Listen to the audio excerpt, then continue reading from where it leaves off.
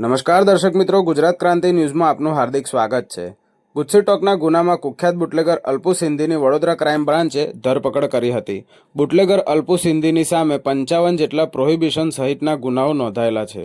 હરિયાણાથી બાતમીના આધારે પીજીમાં રહેતા અલ્પુ સિંધીની ધરપકડ કરાઈ હતી. પોલીસને છેલ્લા 3 મહિનાથી બુટલેગર અલ્પુ સિંધી હાથ તાળી આપતો હતો.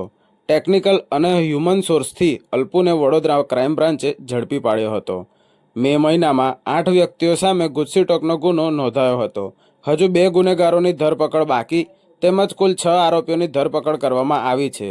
મધ્ય ગુજરાતમાં લિક્કર કિંગ તરીકે કુખ્યાત બુટલેગર અલ્પુ સિંધી પ્રખ્યાત હોવાની પણ ચર્ચાઓ પવન વેગે ફેલાઈ રહી હતી.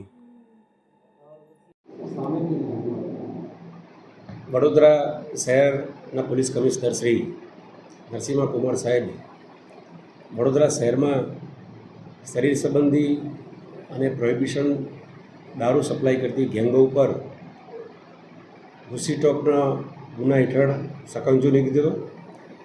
એના અનુસંધાને એક આ ભારસિયા પોલીસ સ્ટેશન હદમાં રહેતો લિસ્ટેડ બુટલેગર અલ્પુ સિંધી પોતાના સાગરીતો મારફતે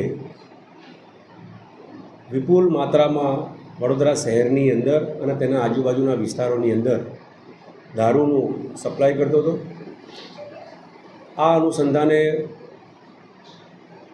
ભારસિયા પોલીસ સ્ટેશનની અંદર મે 2025ની અંદર ગુજસી ટોકનો 8 આરોપીઓ વિરુદ્ધ ગુજસી ટોકનો ગુનો નોંધાયો. આ ગુનાની તપાસ એફ ડિવિઝન પ્રણવ કટારિયા સાહેબ કરી રહ્યા છે.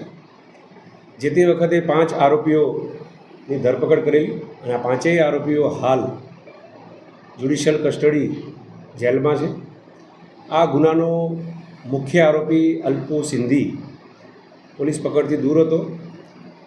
જે તે વખતે અમે જુદી જુદી શહેરો અને જિલ્લા બહાર તેમજ રાજ્ય બહાર ક્રાઇમ બ્રાન્ચની ટીમો રવાના કરેલી અને અમે ખૂબ પ્રયત્નો કરેલો અને પ્રયત્નના ભાગરૂપે અમને એક ચોક્કસ બાતમી મળેલી કે હરિયાણાની અંદર એ ગુડગાંવની અંદર એક ચોક્કસ જગ્યાએ પીજીની અંદર રહે છે. એ બાતમીને હ્યુમન રિસોર્સથી અને ટેકનિકલ રિસોર્સથી એને ચોક્કસ જગ્યા પ્રસ્થાપિત થયેલી અને ગઈકાલે રાત્રે અમને એ આરોપી હરિયાણા મુકામેથી મળી આવેલો અને એને આજરોજ હાલ વડોદરા શહેર લાવવામાં આવેલો છે. આ આરોપી આ અગાઉ વાસદ જિલ્લા આણંદ ખાતે એસએમસીની જે પ્રોહિબિશનની મોટી રેડ કે જેમાં 30 લાખ જેટલો દારૂ સપ્લાયમાં એ વોન્ટેડ હતો. એ સિવાય ફતેગંજની અંદર ફતેગંજ બ્રિજ ખાતે જે હેરી સિંધી છે એ પણ લિસ્ટેડ બુટલેગર છે. એ બુટલેગર સાથે પણ ફતેગંજ બ્રિજ ઉપર એપ્રિલ 2025ના એને મારામારી કરેલી 307 જેવો ગંભીર ગુનામાં પણ એ વોન્ટેડ હતો. એકંદરે હાલ એના વિરુદ્ધમાં 52 જેટલા ગુના નોંધાયેલા છે, જે મહદઅંશે પ્રોહિબિશન ધારા હેઠળના તેમજ 307 ખૂનની કોશિશ, મારામારી, ખંડણી જેવા ગંભીર ગુનાઓમાં એ સંડોવાયેલો છે. હાલ આ આરોપીને ફતેગંજ તેમજ ભારસિયાના ગુજસી ટોકના ગુનાના કામે જે તે આઈઓને સોંપવાની તજવીજ હાલ ચાલુ છે અને એ સિવાય અન્ય કોઈ આરોપી સંડોવાયેલો છે કે કેમ તેની વધુ પૂછપરછ હાલ ચાલુ છે.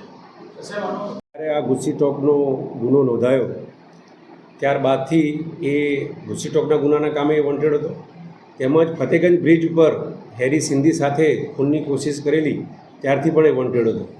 જે તે વખતે જ વડોદરા શહેરની જુદી જુદી ટીમો આ આરોપીને પકડવા માટે કાર્યરત હતી. કેમ કે એનો ગુનાહિત રેકોર્ડ પ્રોહિબિશન ધારા હેઠળ ને હરિયાણા ખાતેથી એનું દારૂની લાઇન સાથેનું કનેક્શન ભૂતકાળમાં પ્રસ્થાપિત થયેલ છે.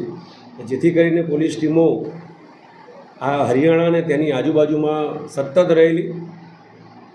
આ પ્રયત્નોના ભાગરૂપે અમે એને પકડવામાં સફળ રહ્યા છે. ઘણી બધી એફર્ટ્સ પોલીસને આમાં કરવી પડી છે. હ્યુમન રિસોર્સિસ તેમજ ટેકનિકલ રિસોર્સિસ ઘણીવાર પોલીસ પ્રયત્નો કરતી હોય છે અને એ પકડથી દૂર જતો હોય છે, પણ તેમ છતાં અંતે અમે સફળ થયા છીએ અને એને આ હરિયાણા મુકામેથી એને પકડવામાં સફળ થયા છે.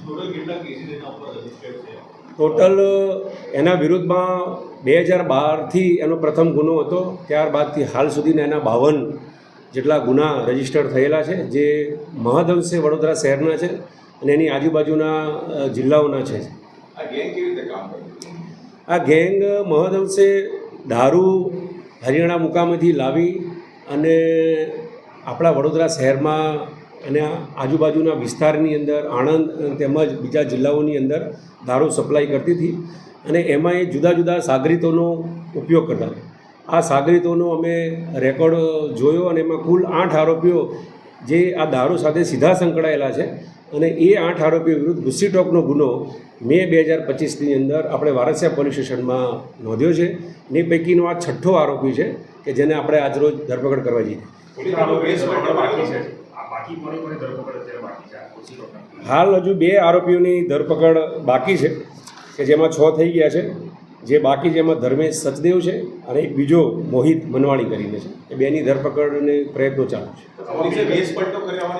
એ રૂટીન પ્રોસેસ છે, કારણ કે અમે એને પકડવા માટે અમારા પણ વેશ પલટોથી માંડીને અમારી ઓળખ છુપાવવાથી માંડીને જુદા જુદા પ્રયત્નો અમે કરતા જોઈએ છીએ અને કરેલા છે.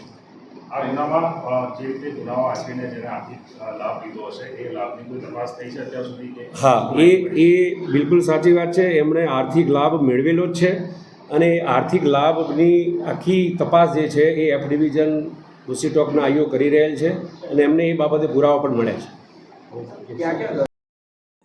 બ્યુરો રિપોર્ટ, ગુજરાત ક્રાંતિ ન્યૂઝ, વડોદરા.